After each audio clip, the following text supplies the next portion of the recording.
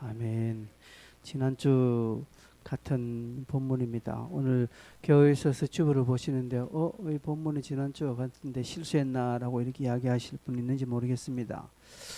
지난주와 똑같은 본문을 또 한 번 더 설교하는 것은 그만큼 여기에 메시지가 많다, 뭐 또 중요한 포인트들이 된다라는 그런 의미이겠지요. 그래서 여러분 지난주 설교를 조금 한번 되새겨 보십시오. 지난주 설교 아무것도 기억 안 나도 됩니다. 제가 여기 그림 하나 띄웠죠. 퍼즐. 그죠? 퍼즐에 어떤 그런 조각들이 있는 것 마음에 생각. 그래서 지난주 제목은 쓰임자리와 쓰임새 어떤 그 딱 맞는 그곳에 딱 맞는 조각, 또 우리 인생, 우리 걸음이 되어야 된다라는 내용이죠. 그래서 쓰임새가 참 중요합니다. 우리 사회는요, 우리도 마찬가지입니다. 우리는 1등만 기억하는 더러운 세상에 살고 있습니다. 예. 욕하지만 다 우리는 이런 생각을 합니다. 이 사회는 타만 기억합니다. 그게 아니라고 우리도 생각하지만 우리 스스로도 타만 기억합니다. 1등만 기억합니다. 여러분, 우리 올림픽이나 이런 것을 볼 때에 스포츠 선수들이 금메달, 은메달 이렇게 따지 않습니까? 여러분, 금메달 따면은요, 방송 언론의 표현이 다릅니다. 금메달에는 수식어가 없습니다. 대한민국이 금메달, 대한민국이 금메달, 세계를 들었다. 뭐 아무개 선수가 세계를 제패했다 하면서 금메달 땄다, 금메달 이렇게 합니다. 근데 은메달 따면요, 그래 안 합니다. 값진 은메달을 땄다고 합니다. 왜 은메달에는 수식어가 없습니다. 그래서 은메달은 또 결승전에 가잖아요. 결승전에서 패한 사람이 은메달 따니까 2등인데 잘한 건데, 전 세계적으로 2등 했으면 잘했지 않습니까? 그런데 그 패한 것 때문에 섭섭하게 선수들이 은메달 땄음에도 어깨 푹 쳐져가지고 나옵니다. 그래서 뭐 해설자들이나 사회자들이 값진 은메달을 땄다면서 뭐 그렇게 들떠지잖아요. 그냥 값지다는 표현을 씁니다. 동메달은요, 귀중한 메달을 추가했다라고 합니다. 여러분, 동메달도 귀한 건데요, 동메달에는 값진 것도 아니고 그냥 귀중한 메달을 하나 더 추가했다라고 이야기합니다. 제가 이거 유심히 봤어요. 여러분 앞으로 한번 보십시오. 금메달, 은메달, 동메달을 소개할 때에 이 해설자들이나 이런 게스트들이 어떻게 이것을 표현하는지. 여러분, 우리가 금메달, 은메달, 동메달 다 이해합니다. 1, 2, 3등. 전 세계적으로 1, 2, 3등은 엄청나게 잘한 거잖아요. 그런데 우리는 1등만 기억하는 세대에 살고 있으니까 금메달은 뭐 목이 외치라고 하지만 은메달도 박수 칩니다. 근데 너무나 값지다. 그리고 동메달은 귀중하다. 그러면 금메달은 값지지 않고 귀중하지 않나요? 여러분, 탑에는 소개할 게 없습니다. 여러분 아십니까? 금메달은 따로 수식할 필요 없습니다. 여러분, 죄송합니다. 서울대학 광고하는 거 봤습니까? 여러분, 버스나 이런 데 보면요, 막 뭐 대학 소개해 놓은 거 많습니다. 근데요, 서울대학 소개 안 합니다. 왜 그렇습니까? 우리 모든 사람은 이 시대는 탑을 그렇게 기억해 주기 때문에 그렇습니다. 그런 시각이 우리에게 팽배해져 있으니까 성경을 볼 때도 이런 마음이 있습니다. 그 성경을 볼 때는 우리는 막 아브람, 모세, 뭐 다윗, 이런 다니엘, 뭐 사도 바울 등등, 뭐 베드로, 이런 자들의 어떤 은치사 행동과 그들의 사역을 이렇게 보지요. 보면서 그것에 하나님께 관심을 둡니다. 물론 하나님께서 이런 자들을 사용하셔서 성경의 역사를 써내려 가셨습니다. 그러나 우리는 꼭 알아야 될 것은 이들이 특출나거나 특별하거나 대단해서가 아니라 이들이 범인 같지 않아서 하나님이 사용한 것이 아니라는 사실을 우리는 꼭 기억해야 됩니다. 이들이 탑이었어. 당대에 그들이 탑이어서 하나님이 사용하신 것이 아니라는 사실입니다. 만약에 여러분 그렇게 생각한다면 그건 하나님을 오해하시는 겁니다. 성경에 그냥 간단하게 한두 줄 기록해 넣었더라도, 아니 성경에는 소개가 되지 아니하였더라도 하나님 나라의 귀중한 쓰임새로 쓰임 받은 사람들이 많습니다. 여러분, 그래서 하늘나라에서 모세는 대단한 높은 자리에 앉아 있다고 생각하지 마십시오. 저와 여러분 하늘나라 가면 모세 옆에 우리가 듣도 보도 못한 사람이 줄줄이 앉아 있을 수 있습니다. 저 사람 누구요? 라고 할 수 있어요. 아마 아브라함 옆에 줄줄이 막 아브라함보다 더 잘생기고 줄줄이 대단한 사람들이 쫙 앉아 있을 수 있습니다. 우리가 생각했던 저런 다윗 이래 보면 대단할 줄 알았는데 보니까 다윗은 저 밑에 앉아 있고 그 위에 아주 우리가 생전 보도 듣지도 못한, 역사 속에서 듣지도 못하고 그런 사람들이 줄줄이 있을 수 있다는 사실을 여러분 꼭 기억하십시오. 하늘나라에서는 금메달이 하나 있는 게 아닙니다. 하나님은 오늘 이 성경의 시대에, 이 살아가는 우리 시대에 하나님 나라의 귀중한 쓰임새들이 너무 많이 있습니다. 우리는 그들은 다 잊어버려요. 그리고 그들의 삶은 따라가지 않고 그냥 모세, 아브라함만 이야기합니다. 그러면서 우리가 야곱의 삶을 사느냐? 그렇지 않다라는 것이죠. 여러분, 오늘날 많은 우리 성도들 또한 그렇게 생각합니다. 대한민국 유명한 스타 목사님들을 기억합니다. 여러분, 장경록 목사님 다 기억하시죠? 그 대단한 분이죠. 또 등등 제가 이름을 밝히면 진짜 그 사람이 유명한 것 같아서 아는데, 그럼 우리가 알겠는 너라는 유명한 있습니다. 그지? 인성아, 네가 좋아하는 그 있잖아, 그분 스타 목사님. 그래 있습니다. 그런 목사님들은 기억합니다. 존경합니다. 그리고 그런 목사님들의 가르침은 분명히 이상곤 목사도 전했음에도 불구하고 저의 가르침으로 생각지 않고 그 사람의 가르침으로 생각하고 거기에 막 비리 꽂혀서 막 그분 따라갑니다. 여러분, 하나 꼭 아셔야 됩니다. 오늘도 저 농어촌 저 섬 쪽에 할아버지 할머니 두세 명 앉혀놓고 오늘도 말씀을 전하고 그 교회를 떠나지 않고 교회를 지켜나가시는 훌륭한 목사님들 많습니다. 오늘도 선교지에서 이름도 없이 빛도 없이 묵묵하게 하나님 나라의 한 조각 퍼즐로 쓰임받고 계시는 분들이 많다라는 것이죠. 인터넷이나 우리 온 사회적으로 대단하게 뛰어난 유명한 목사님들과 오늘도 저 상간벽지에서 수고하시는 목사님들의 레벨은 같습니다. 여러분 인정하십니까? 안 하는 표현이네.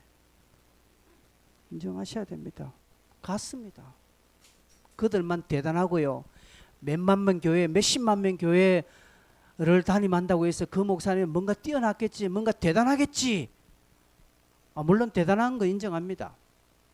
그러나 저 어디 섬 쪽에서 가난한 교회 목회를 하고 있는 목사님은 뭐 형편이 없어서 그 사람 보잘것 없어서 딱 막 지 수준의 그 자리니까 그 사람은 그 자리에 그게 있다라고 여러분 생각하면 큰일 납니다. 하나님은 그런 하나님이 아닙니다. 우리가 유명하고 존경할 만한 스타 목사님들의 가르침을 우리가 잘 받고 그 삶을 본받고 따라가는 것은 좋으나, 그러나 우리가 보는 눈에서 금메달, 은메달, 동메달 차별하고 비교하는 것은 우리는 너무 이 부분에 대해서 두려운 마음으로 조심해야 합니다. 예전에 어느 전도 세미나에 제가 갔는데 아주 큰 교회 권사님 한 분이 거기도 오셨더라고요. 그러면서 같이 자고 이렇게 밥 먹는 자리에 있어서 이렇게 소개하면서 막 보니까 아주 말하면 큰 교회 권사님인데 막 이렇게 자고 이렇게 이야기하다가 나중에는 우리 교회 사정을 좀 이야기하길래 그 저희도 우리 교회 사정인데, 그러니까 권사님이 딱 그다음부터 말이 편해지더만, 목사님들 이렇게 해보십시오. 목사님 저렇게 해보십시오. 목사님 교회 이렇게 하셔야 됩니다. 목사님 이렇게 요즘은 이렇게 해야 됩니다. 말을 가르치더라고요, 저를요. 그래서 제가 속으로 이 근사님 참 교만하구나. 교만하구나. 큰 교회 근사님이면 자기 사람도 크다라고 느끼는가 봐요. 큰 교회 근사님은 자기도 아주 작은 교회 목사보다는 뛰어나다라고 생각하는가 봐요. 그래서 그날 밥 먹고 그 근사님하고는 제가 말을 섞지 않았습니다. 아마 삐졌구나. 그게 아니에요. 그렇구나. 여러분 어디 가도 여러분이 혹 그렇게 하시지 마십시오. 그리고 어느 교회 오시면 앞에서 있는 이 목사를 많이 격려해 주시고 많이 해 주셔야 됩니다. 이제 제가 바깥에 나가면 다 바깥 사람들 그런 시선으로 다 봐요. 그래서요 제가 작은 사람으로 여깁니다. 저를 작은 사람 취급합니다.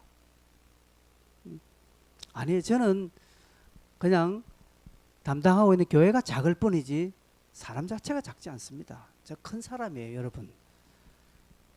아멘 하세요. 이럴 때. 김평환, 내가 큰 사람이라고. 여러분, 우리는 하나님 앞에서 다 개별적 고유한 쓰임새가 되는 자들입니다. 쓰임 자리에 우리 포함되는 사람입니다. 나는 아니다 생각하지 마십시오. 그렇기 때문에 오늘 여러분이 앉은 자리에서 여러분이 하는 일에서 최선을 다하고 나름 열심히 다하면 하늘나라에 우리는 별과 같이 빛나는 보배로운 자들이 맞습니다. 비록 땅에서는 내가 좀 건강하지 못해서, 땅에서는 비록 내가 조금 돈이 없어서, 땅에서는 내가 조금 연약해서 내가 이렇게 삶을 살지만, 그러나 하늘나라에서는 나는 하나님의 자녀고 하나님의 보배로운 자녀이라는 사실을 여러분 잊지 마시기를 바랍니다. 여러분은 그래서 대단한 사람이라는 사실입니다. 여러분 다니는 교회가 작을 뿐이지 여러분의 삶이 작은 것 아닙니다. 여러분의 하시는 일이 세상에서 조금 인정받지 못해서 그렇지, 그러나 여러분 자체가 하나님 나라에 인정받지 못하는 자가 아니라는 사실을 꼭 기억하십시오. 그 증명이 달란트 비유에서 잘 드러나지 않습니까? 그죠? 하나님께서 달란트를 맡기시고 나중에 계수하시죠. 계수할 때에 여러분 그들의 어떤 환경이나 학력이나 그들의 조건이나 그들의 상황, 그들이 남긴 결과물을 하나님은 묻지 않았습니다. 하나님께서 책망하시고 칭찬한 것은 딱 하나, 네가 받았는데 어떻게 했느냐, 그것입니다. 그래서 5달란트 2달란트는 받아서 나가서 그걸로 이윤을 남겼잖아요. 그럼 1달란트는 받았지만 안 했거든요. 땅에 그냥 묻어놨거든요. 하나님이 그것을 책망하시고, 그리고 남긴 5달란트 2달란트 받은 자는 똑같이 칭찬합니다. 세상의 방식으로 보면 5달란트 남긴 자는 금메달감이에요. 너는 금메달, 2달란트 너는 은메달, 1달란트 너는 벌, 이렇게 가야 되는 것이죠. 그러나 그렇지 아니했다라는 것이죠. 여러분 우리는 적게 받을 수 있습니다. 적게 받으면 적게 하면 돼요. 많이 받으면 많이 해야 됩니다. 그죠? 내 받은 만큼, 이거 부하가 걸릴 정도로 열심히 하라는 것이 아니라 내게 맡긴 것은 크든지 작든지 그 역할대로 감당하면 되는 겁니다. 내게 맡겨주신 것이 크다면 크게 가는 거예요. 왜? 컸으니까. 그만큼 되니까요. 하나님 그렇게 맡겨주셨으니 그 맡긴 대로 하면 됩니다. 유명하게 내가 쓰임받으면 유명하게 나가야 됩니다. 그죠? 유명한 자리에 나가서 하나님의 말씀을 드러내야 됩니다. 처음에는 무명했는데 하나님이 유명하게 해주니까 나중에는 지가 잘나서 지가 된 것처럼 막 엉뚱소리하면 하나님 다시 무명으로 돌려보내는 것이죠. 또한 그렇지 못하더라도 내가 약하게 부름받았으면, 내가 없이 부름받았으면 없는 대로 또 봉사하면 되고요. 없는 대로 내가 수고하면 됩니다. 작으면 작으면 됩니다. 내가 만년필을 받았으면 만년필을 쓰면 돼요. 내가 연필을 받았으면 연필대로 쓰면 됩니다. 내가 사인펜을 받았으면 사인펜대로 쓰면 되는 거예요. 내가 받은 것대로 쓰면 되는 거예요. 받은 은사대로, 달란트대로, 내 역량대로, 내 환경대로 하면 됩니다. 그런데 우리는 그런 환경임에도 불구하고 안 하고, 하나님께 환경이 아니다고 탓하고 왜 나는 5달러는 안 줬느냐고 탓하는 것입니다. 아니요. 중요한 것은 몇 개이고 얼마큼이 아니라 내가 지금 받은 것에서 내가 하고 있다는 것이죠. 여러분 그렇다면 여러분 하나님 나라의 보배로운 자입니다. 여러분은 금메달입니다. 그런데 하나님 주셨는데 여러분 스스로 생각할 때 하나님 내게 기회를 주셨고 하나님 내게 이런 은혜를 주셨는데 내가 안 했다 하면 나는 지금 잘못된 쓰임새로 지금 자리 잡고 있구나. 그렇게 생각하면 99.9%. 여러분 빌립이라는 인물을 지금 이 8장에서 봅니다. 이 인물은 8장에만 드러나고 그 다음에는 성경에 안 나옵니다. 저 21장에 빌립의 집에서 좀 유했다라는 그 표현만 나오지 없습니다. 다시금 설명하지만 빌립은 사도로 부르심 받은 것도 아니요, 말씀의 사역자로 부르심 받은 것도 아니요, 전도자로 부르심 받은 것도 아닙니다. 그는 교회의 구제와 행정을 감당하는 그런 일꾼으로 집사로 부름 받았습니다. 그럼 그 일을 잘 감당하면 돼요. 그 일만 잘 감당해도 이 빌립은 대단합니다. 그런데 빌립은 그 일을 뛰어넘은 놀라운 일들을 합니다. 그렇게 하는 것은 하나님이 그를 부르셨으니까. 빌립은 잘 알았습니다.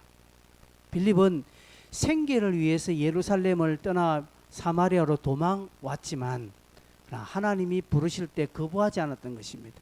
그가 7 집사로 부르심 받을 때도 저 안 합니다. 그렇게 하지 않았을 겁니다. 그리고 사마리아 내려가서도 자기 주변에 사람들이 모이고 설교를 할 수 있는 그런 상황이 되니까 난 설교 못하는데 내가 어떻게 설교야, 나 아무것도 못해 라고 뒤로 빠지 않고 하나님 내가 다음에 할게요 그렇게 하지도 않고 그에게 그런 상황이 주어지니까 우리말로 에라이 모르겠다, 죽이 되는 밥이 되는지 한번 해보자 하고 그런 전했을 거예요. 그런데 능력이 나타나는. 여러분 하나님의 일은 그렇습니다. 하나님은요 우리가 대단했어, 우리가 어떤 좀 범인 같지 아니하는 어떤 뭔가 있기 때문에 하나님이 우리를 부른 것 아닙니다. 여러분 딱 저를 보십시오. 제가 목사감이 됩니까? 여러분 제가 특별한 게 있습니까? 아무것도 없어요. 제가 목사 됐다고 전도사 됐다니 저희 모교에서 다 웃었습니다. 그래서 모교에서 모교 목사님이 저를 전도사로 부를 때 그게 밑에 있는 집사님 반대했습니다. 제 형님 볼 때는 위에 형님 집사님들이 반대했습니다. 제가 어떻게 제 앞에서 우린 전도사님 못한다는 것이죠. 제가 얼마나 못 살았는가 알겠지요. 얼마나 개판으로 살았는지 알겠지요. 그래서 제가 그 교회를 못 가게 됐습니다. 그 교회 못 가고 다른 교회를 갔죠. 그 대신에. 네. 그래서 저 사람을 만나게 됐습니다. 여러분 우리는 뭐가 좀 되어서 된 것으로 생각합니다. 아니에요.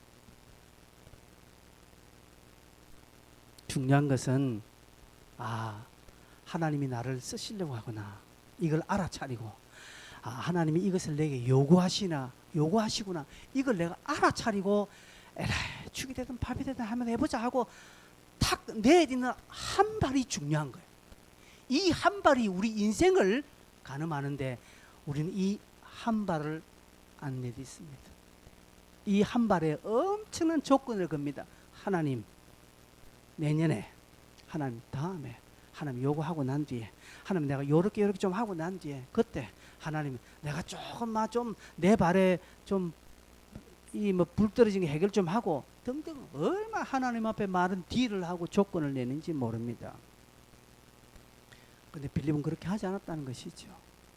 그게 오늘 제가 말하고 싶은 빌립은 그렇게 하지 않았다는 것이죠. 여러분 26절을 보십시오.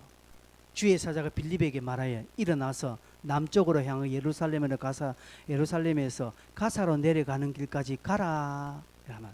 일어나서 가라고 말합니다. 일어나서 가라고 말. 여기에 동기부여도 없습니다. 여기 어떤 부연 설명도 없습니다.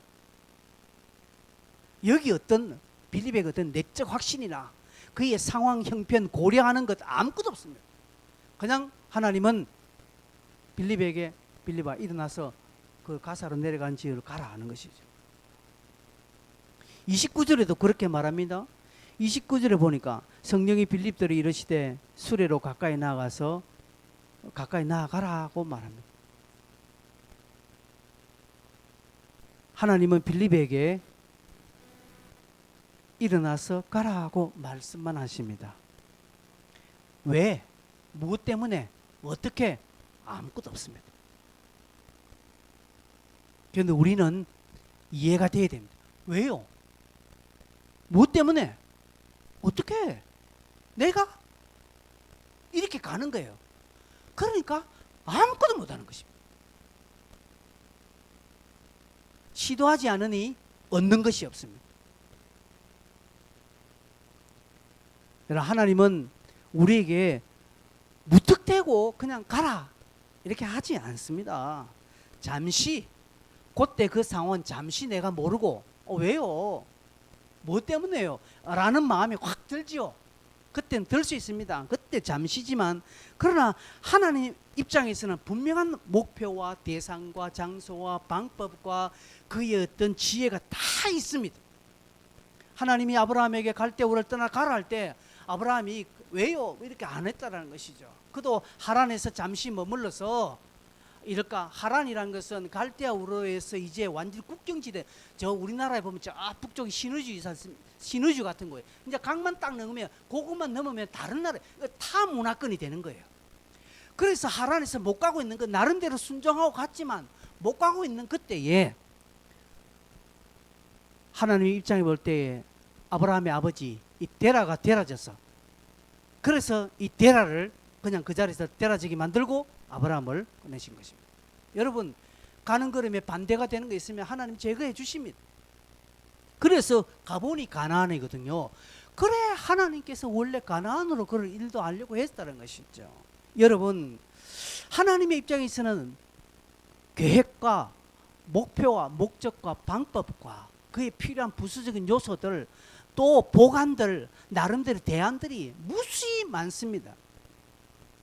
그래서 내가 그것을 순종하고 한 발 내디디면 하나님께서 조정해서 이렇게 가신다라는 것이죠. 우리는 잠시는 모를 수 있으나 그러나 내가 한 발 순종하고 가면요 길이 보입니다. 길이 보이는 것입니다. 아브라함은 몰랐습니다. 그러나 순종하고 가다 보니까 딱 하나님의 정확한 목표지에 도착하게 되어 있습니다. 여러분 순종하면 내가 순종하면 내 계획보다 더 정확하게 하나님은 이끌어 주십니다. 그리고 그 뜻을 분명하게 합니다. 나중에 최종적으로 그 뜻을 알게 되는 거 아닙니다. 여러분 초반에 알게 해주십니다. 근데 첫 출발할 때는 내가 좀 찜찜하고 몰라서 그렇지 그러나 순종하고 한 발 한 발 내디뎌 보면요 알게 되는 거예요. 여러분 저녁 기도에 오는 자리 오는 과정이 힘들어서 그렇지 하고 갈 때도 여러분이 힘드신 분 계십니까? 한번 손 들어보세요. 있어도 손은 못 들겠지만 그런 분이 있다라면 나중에 저한테 살짝 표시나 한번 해주세요. 올 때도 내가 힘들었지만 갈 때도 내가 힘들어 죽겠습니다 하시는 분이 있으십니까? 대체로 없을 건데요.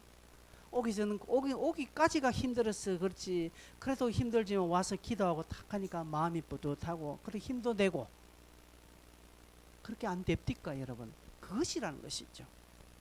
하나님은 항상 그렇게 우리를 인도해 주십니다. 그래서 하나님에게는 뜻이 있고 하나님에게는 계획이 있다라고 제가 분명히 말씀했습니다. 제가 이런 표현을 많이 했잖아요. 시편 139편에 하나님에게는 수가 얼마큼 있다고요? 모래알보다 수가 많아요. 수 무슨 이 방법이라는 것이에요. 바둑 기사들이 바둑 하나 돌을 탁 놓을 때 그 돌 하나에 만 가지 생각을 하지 않습니까? 그죠? 바둑 구단들이요 수를 딱 하나 넣을 때는 그게 한 수가 있는 것이 아니라 상대방이 여기 놓으면 나는 요렇게 상대방이 이쪽에 놓으면 나는 요렇게 계획이 수가 다 있는 거예요. 바둑 구단도 그런 수가 있는데 하물며 하나님에게는 수가 몇 개 있다고요? 모래알보다 많다라는 것이죠.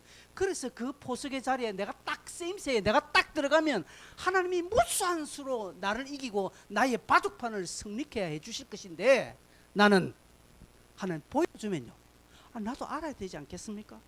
하나님 좀 뭔가 되면 하나님 요 판만 요렇게 얼마나 불신하고 따지고 하나님 앞에 견주고 하는지 모르겠습니다. 하나님은 빌립에게 빌립아 일어나서 가라고 하니까 빌립은 왜요? 어떻게 묻지도 따지지도 않고 갔습니다. 가니까 에디오피아 내시가 있습니다. 간다게의 내시가 있는데, 이 내시는 세상적으로 보면 권력과 부를 다 가진 자입니다. 아주 영향력 있는 자입니다. 그래서 가보니까 내시거든요. 하나님이 좀 센 사람을 한 번 붙여주셨네. 이 사람 돈도 있고요, 권력도 있고요, 명예도 있고요. 이 사람 뭐 어째 해보라고 딱 하시는가 보다. 세상은 그렇게 생각할 수 있지만 하나님은 그 내시의 영혼을 보고 그에게 빌립을 보내셨다는 것이죠.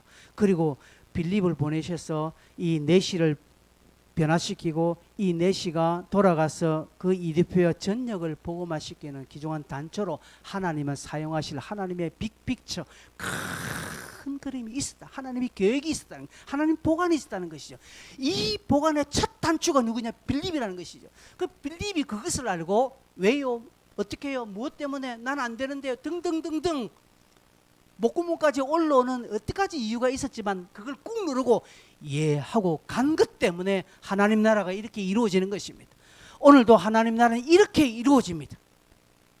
수많은 하나님의 백성들이 자기 안에 나름대로 이유가 있지만 그 이유를 꾹 누르고 예 아멘 하고 간 것 때문에 교회가 세워지고요, 영혼이 살아나고요, 하나님 나라가 부욕게 되어지는 은혜가 있다라는 것이죠. 하나님은 그것을 오늘 우리에게 요구하시는 것입니다. 하나님 나라의 그 첫 단추로 저와 여러분을 사용하시기 위해서 일어나라는 것이죠. 네 등 뒤에 내가 있다는 것이죠. 내가 너의 등 뒤에 내가 믿어줄 땐께 너 가거라이 하는 것이라는 것이죠. 네 약한 거 내 알고 있어. 네 돈 없는 거 나도 알고 있어. 네 멍청한 거, 네 학력 별로 없는 거, 네 미련한 거 내 알고 있어. 너 얍삽한 거 알고 있어. 너 찌질한 거 나도 알고 있어. 너 배신자랑 나도 알고 있어. 그러나 나에게는 보관이 다 있다라니까. 네가 어떻게 하면 나는 나대로 보관이 있고 네가 이렇게 하면 나는 이대로 보관이 다 있으니까 너 말 하지 말고 가라는 것이죠. 가라. 그럼 내가 할게. 이것인데 오늘 우리 이걸 이해를 못하는 것입니다. 여러분, 빌립은 그저 내시 한 사람에게 가서 그에게 성경을 풀어주고 예수 그리스도를 가르쳐주고 복음을 전한 것입니다. 이게 빌립의 사명인 것입니다. 여러분, 이게 우리의 사명 아닙니까? 우리 해돋는 교회 큰 슬로건이 뭡니까? 예배자로 증인입니다. 여러분, 이사야 43장 10절 12절에 이런 표현이 있습니다. 나 여호와가 말하노라 너희는 나의 증인, 나의 종으로 택함을 입었나니 라고 말합니다. 12절 내가 알려주었으며 구원하였고 했으며 보였고 너희 중에 다른 신이 없었나니 그러므로 너희는 나의 증인이요 라고 말합니다. 여러분, 우리를 부르신 목적이 뭐라고요? 증인으로 부른 것이죠. 증인. 세상에 부와 권력과 세상에 영향력 있는 그 일을 하라고 우리를 부른 거 아니에요. 여러분, 하나님은 우리를 예배자로 부르셨고요, 증인으로 부르셨습니다. 그래서 하나님께서는 보관이 있으십니다. 우리를 예배자로 증인을 부르실 때 우리가 순응하고 예배하는 자로 순응하여서 증인의 삶을 살면은 하나님은 때로는 필요할 때는 권력을 주시고 필요하니까 명예도 주시고 때로는 이 시대에 영향력 있는 자로 때로는 대통령까지도 하나님께서 그렇게 만들어주시고, 왜? 무엇하기 위해서? 예배자로 증인으로 살아가는데 효과 있도록 하나님께서는 다 나름대로 보관이 있다는 것이죠. 모든 사람은 그런 것은 아닙니다. 때로는 어떤 사람은 저 농어촌 산간벽제에서 몇 명 안 되는 할아버지 할머니를 두고 그 일을 하도록 하시는 분이 있습니다. 그 사람도 똑같은 위대한 사람이고요. 또 어떤 사람은 저 정치권에서 큰 사람으로 쓰임 받도록 하나님께서 그렇게 할 수가 있습니다. 그 사람도 똑같은 사람입니다. 그 사람이나 저 사람이나 다 똑같아요. 그런데 우리의 시선은 저는 조금 사람이 디디하니까 저기 있고 이 사람은 대단하니까 특별하니까 저렇게 써있다라고 이렇게 생각합니다. 아니라는 것이죠. 하나님은 오늘 우리를 그렇게 부르셨습니다. 저와 여러분을 그렇게 예배하는 자로 증인으로 부르셨다는 것이죠. 여러분, 하나님 주시는 부수적인 이렇게 이 맛배기나 이런 그 있는 보너스에 여러분의 마음을 두지 마십시오. 마트에 가서 맛보기만 보고 온다. 그거 아니죠. 그거는 인생 참 얍실한 사람 아닙니까? 누가 이야기를 하더라. 우리 저녁 먹으러 가자 하니까 어디로 가니까 마트 가는 거예요. 마트 왜 가는가? 시식코너 한 바퀴 돌아서 배부르다는 거예요. 참 인생 참 편하게 산다. 예, 그럴 수 있습니다. 저도 한번 그런 게 가끔 마트에서 시식권 하면 서너 번 싹 돌리고요. 배가 부르더라고요. 눈치가 약간 보이지만 한 두 번 더 먹으면 배불러요. 인생을 그렇게 살 수 있겠습니까? 아니잖아요. 우리가 하나님 나라에 그렇게 살아가는 거야. 늘 그냥 맛배기만 얻어먹고요. 나는 만족합니다라고 하는 사람이 있습니다. 아닙니다. 하나님은 우리에게 맛배기 먹이도록 하기 위해서 먹도록 하기 위해서 우리를 부르신 것 아니라는 것이죠. 네가 예배자로 증인으로 살면 내가 너에게 필요를 따라서 너의 쓰인 대로 내가 다 채워줄게라고 하시는 것이 하나님입니다. 이디오페 내시가 예배하기 위하여서 예루살렘에 왔다가 돌아가는 길에 이사야의 글을 읽고 있는데 이게 뭔 말인지 도통 이해를 하지 못합니다. 그래서 궁금한 차에 하나님께서는 빌립을 그에게 딱 보내십니다. 빌립을 보내셔서 빌립아 네가 설명 좀 해주라는 것이 그게 빌립이 할 일이라는 것이죠. 무슨 대단한 일도 아닙니다. 그런데 여러분 왜 하나님께서 빌립을 보내셨을까요? 왜 이 정도 8장에 이 정도였던 그런 큰 것이라면 하나님 직접 빵 나타나셔서 내시의 이름을 부르면서 네가 읽고 있는 것이 바로 나를 이야기하는 것이란다 라고 하면서 떨리는 목소리로 하나님이 하면 이 내시가 기적적인 하나님을 만나서 생애에 변하지 않는 신앙을 가질 수 있지 않겠습니까? 그죠?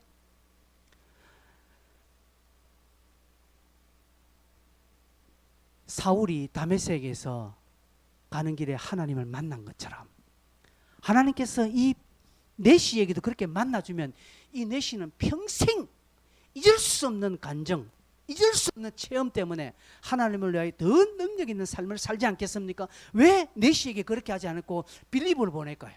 베드로도 아니고요. 요한도 아니고요. 왜 빌립을 보냈을까요? 당시에 표현을 보자면 무명인 전도자, 이름도 없는 그런 전도자 빌립을 왜 보내었을까요? 여러분, 성령의 풍성한 사역과 초자연적 이적들이 우리에게 있을 수 있죠. 그러나 그것으로 사람이 변하는 것은 아닙니다. 여러분, 이적과 기적은 변화를 빨리 하도록 도와주는 것입니다. 하나님을 만나는 길을 빨리 할 수 있도록 도와주는 것이지만 사람의 변화는 말씀이라는 것이죠. 그래서 빌립을 보내셔서 말합니다. 31절에 보면 가르쳐주는 사람이 없으니 내가 어찌 깨달을 수 있느냐라고 말합니다. 지도해주는 사람이 없으니 내가 어떻게 깨달을 수 있느냐 이렇게 내시는 말합니다. 여러분 이런 표현들은 나름대로 그걸 가르쳐주는 사람들이 있다는 말씀의 사역자들이 있다는 증거지요. 구약시대에도 하나님은 선지자들을 통해서 말씀을 이렇게 풀어 해석해 주셨습니다. 신약 시대는 더 그렇겠죠. 말씀이 희귀한 시대에도 사람을 통해서 설명하셨는데 이런 신약 시대는 성령의 임재로 시공을 초월한 사역이 이루어지는데도 불구하고 하나님은 오늘 사람을 통해서 해석할 수 있는 사람을 통해서 그 일들을 하도록 하신다는 것이죠. 여러분 하나님의 기적은요, 하나님의 놀라운 일들은 지극히 땅에서 일어나는 상식적인 것으로 하나님은 해결하십니다. 제가 이런 표현도 많이 했습니다. 여러분 홍해가 기적으로 일어났죠. 홍해가 기적적으로 일어났죠. 근데 홍해가 단번에 갈라졌습니까? 아닙니다. 홍해가요 순식간에 쫙 갈라진 거 아니라는 것이죠. 하나님께서 밤새 뭘 불게 하셨습니까? 동풍을 불게. 밤새도록, 그것도 밤새도 하나님 동풍을 불게, 그 바람으로 강을 이렇게 갈랐다는 거예요. 그래 앞에, 맨 앞에 가는 사람은요, 저 지금 눈앞에 저 한 1, 20m 앞에는 물이 그대로 있다라니까, 바다가 있다라니까요.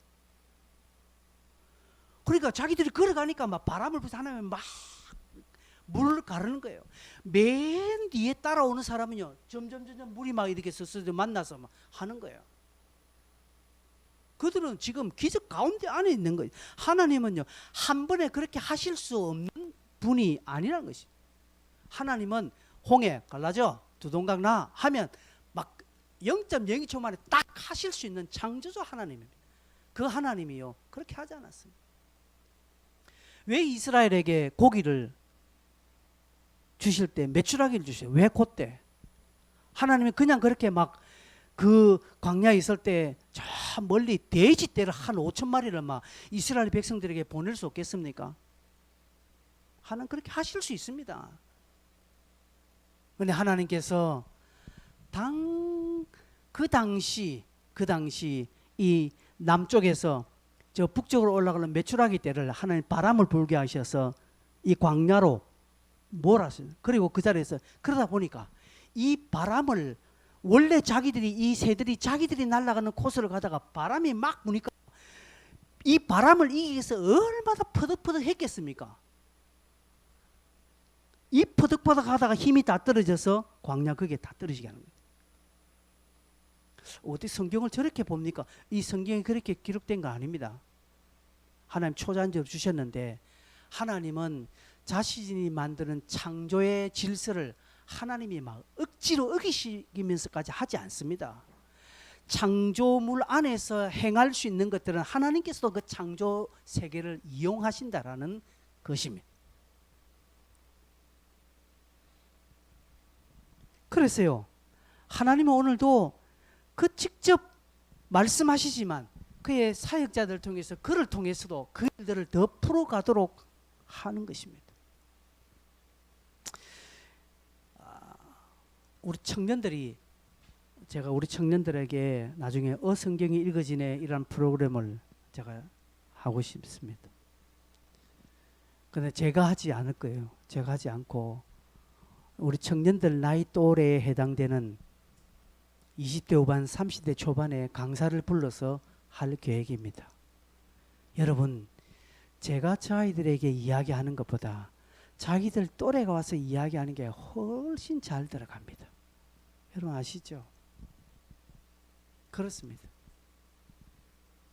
내시에게 하나님이 직접 하실 수 있겠지만, 그러나 빌립을 통해서 하는 것이 어떻게 보면 더 확정으로 갈 수 있게 되는 겁니다. 여러분, 그렇기 때문에 오늘 신학교가 필요하고 목사가 필요한 것입니다. 그죠? 이 앞에 서 있는 목사가 그 일 하는 거예요. 하나님이 이 일 하도록 저를 이렇게 지금까지 하나님이 저를 붙들어 주시는 것입니다. 그럼 꼭 그 일은 뭐 목사들만 해야 되나? 아닙니다. 여러분도 다 하실 수 있습니다. 우리가 말씀의 사역자로 부르심을 받지 않아도 다 우리가 말씀을 해석할 수 있습니다. 설교할 수 있습니다. 여기에 뭐 목사만 올라와서 설교하라는 이유 없습니다. 아니, 여기 장로님이 오셔서 설교할 수도 있고요. 여러분 집사님이 오셔서 여기서 설교할 수 있습니다. 그렇게 할 수 있으면 다 하셔도 좋습니다. 그게 우리에게 하나님 맡기신 일이라는 것을 우리가 확정하면 그렇게 되는 것이죠. 중요한 것은 하나님은 자신의 말씀이 막히는 것을 하나님은 보기 원치 않습니다. 왜 베드로를 빨리 감옥에서 빼주었을까요? 하나님이 지금 하시는 일이 딱 막혀 있기 때문에 하나님이 해결해 주셨다는 것이죠. 4시에 말씀이 막혀 있으니까 하나님이 풀어주신다는 것이죠. 여러분 성경 읽으시다가 말씀 읽다가 모르는 게 있으면 적시로 저한테 이야기하십시오. 제가 뭐 할 수 있는 데까지는 최대한 여러분 이해시켜 드리겠습니다. 하나님은 오늘 그 일들을 하셨다는 것이죠. 우리에게 그 일들을 하도록 하셨다는 것이죠. 이게 정의라는 것이죠. 여러분 우리가 나가서 꼭 전도지도고 예수 믿으세요 라고 하고 멱살 잡고 네 교회 올래 안 하고 이렇게 그것이 아니라는 것이죠. 그렇게 하는 사람 또 그렇게 하셔야 돼요. 깡패 같은 스타일로 내가 2000 몇 년도에 감옥에 나가서 죽을 뻔했는데 하면서 지하철에서 어떤 분 막 우통 보니까 막 이렇게 칼자고 나니까 이런 내가 하면서 예수 믿었다는 거. 와, 저는 그렇게 좀 전도 안 했으면 좋겠는데 뭐 협박하는 거예요. 여러분 우리 그렇게 안 해도 됩니다. 근데 하나님은 오늘 우리를 그렇게 부르셨거든요. 하나님의 일이 막힘이 없도록 뚫려져 가도록 부르셨다는 것이죠. 하나님의 말씀이 쫙쫙쫙 흘러가도록 이렇게 하나님이 우리를 부르셨다는 것입니다. 그럼 어떻게 해요? 그럼 우리도 나가서 성경 들고 나가서 사도행전 2장 몇 장 봅시다 그렇게 할까요? 아니라는 것이죠. 우리가 말씀을 푸는 게 뭐겠습니까? 우리가 말씀을 전달하는 게 뭐겠습니까? 여러분들이 말씀을 해석해주고 말씀을 풀어주고 사람들에게 가르쳐주는 것이 무엇이겠습니까? 마태복음 5장 16절에 빛과 소금으로 사는 것입니다. 너희 빛을 사람들이 보도록 해라는 것이죠. 너희의 옳은 행실을 사람들이 보아서 저게 말씀이구나 알게라는 것이죠. 요한복음 17장 23절에 너희가 서로 사랑하라고 이야기합니다.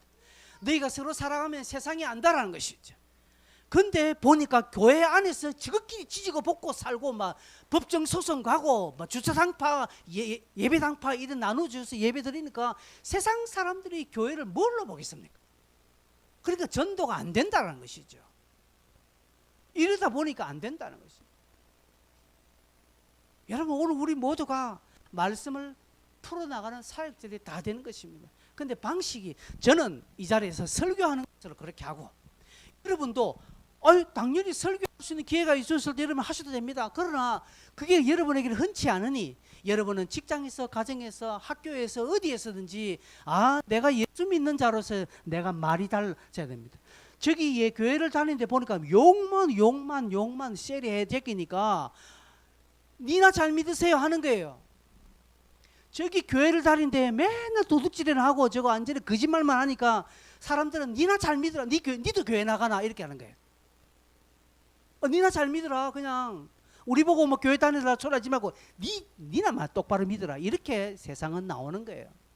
그 세상에서 내가 정직하게 말하고 내가 바르게 이야기하고 내가 할 수 있는 대로 성경대로 친구가 우리 하자 하니까 그래 내 심리 가줄게. 심리가 속옷을 달라니까 겉옷까지 주고요. 친구가 이거 부탁하니까 더 들어주는 거예요.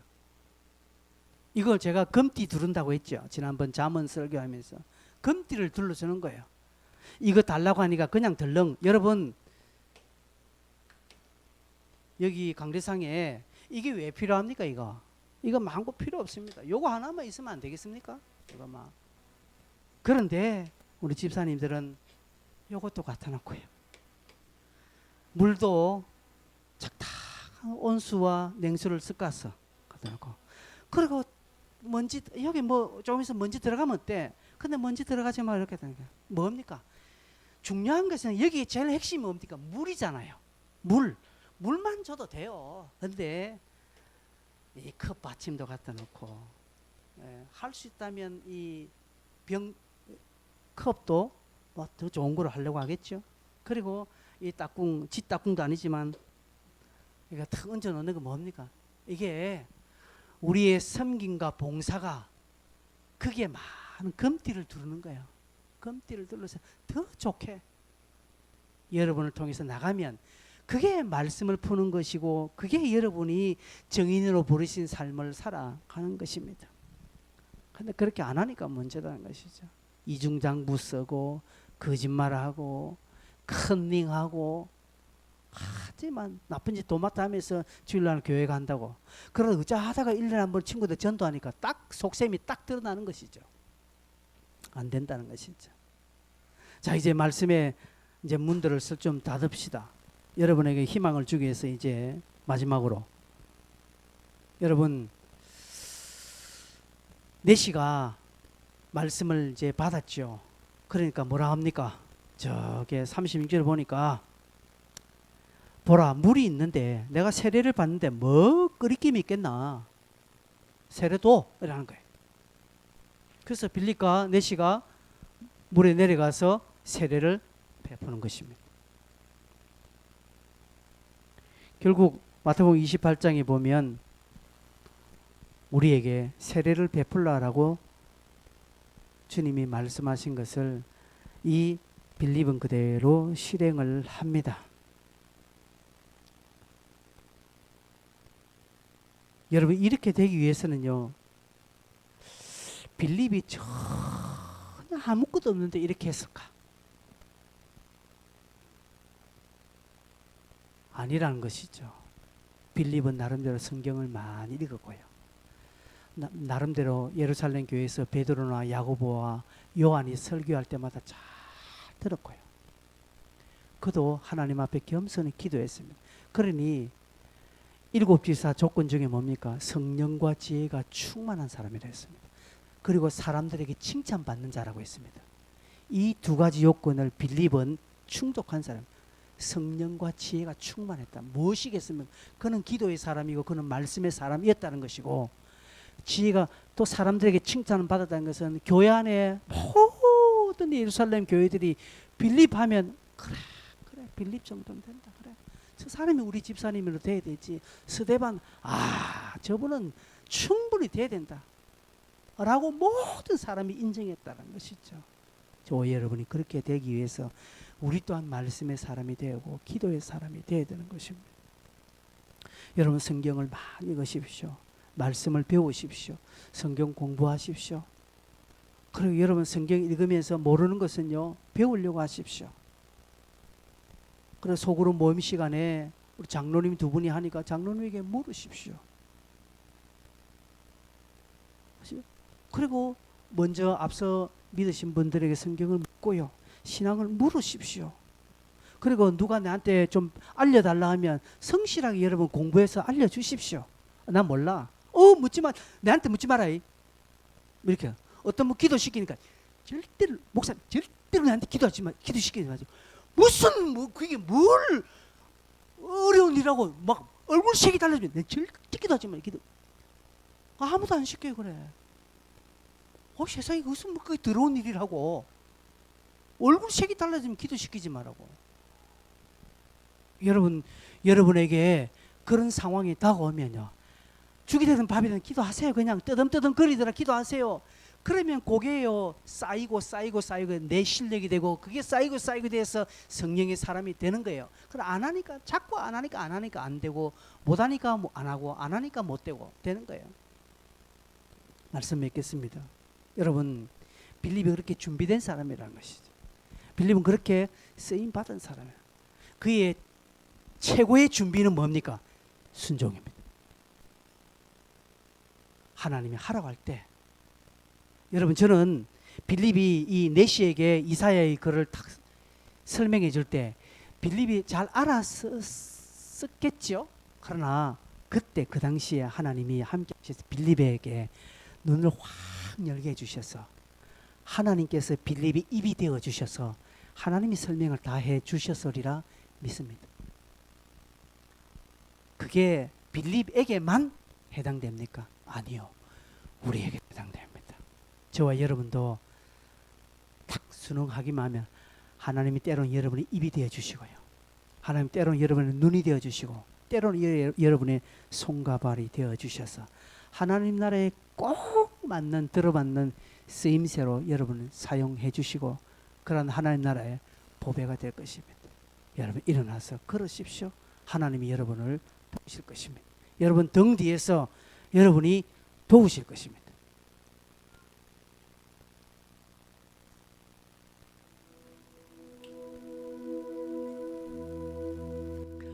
나의 등 뒤에서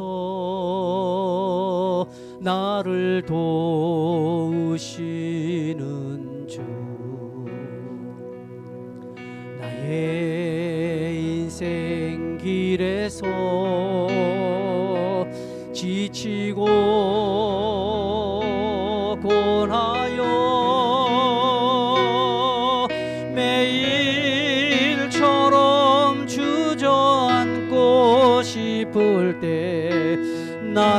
나를 밀어주시네. 다시 나의 등 뒤에서 나의 등 뒤에서 나를 도우시는지 평안히 길을 갈 때 평안히 길을 갈 때 보이지 않아도 보이지 않아도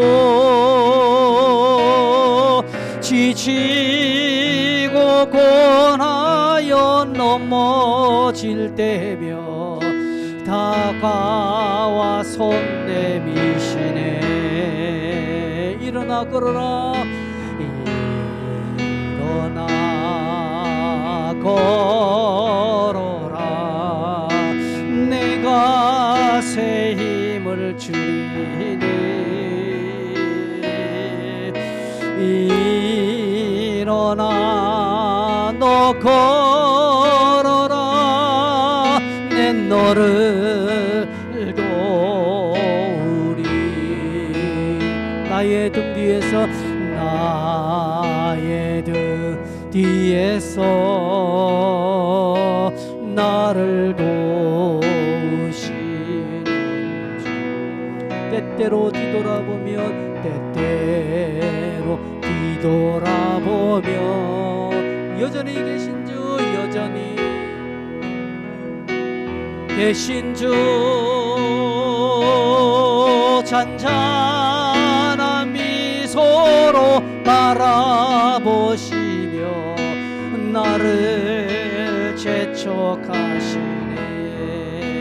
일어나 걸어라 일어나 걸어라 내가 새 힘을 주리니 일어나 너 걸어라 내 너를 도우리. 일어나 걸어라 일어나 걸어가라 내가 새 힘을 주리니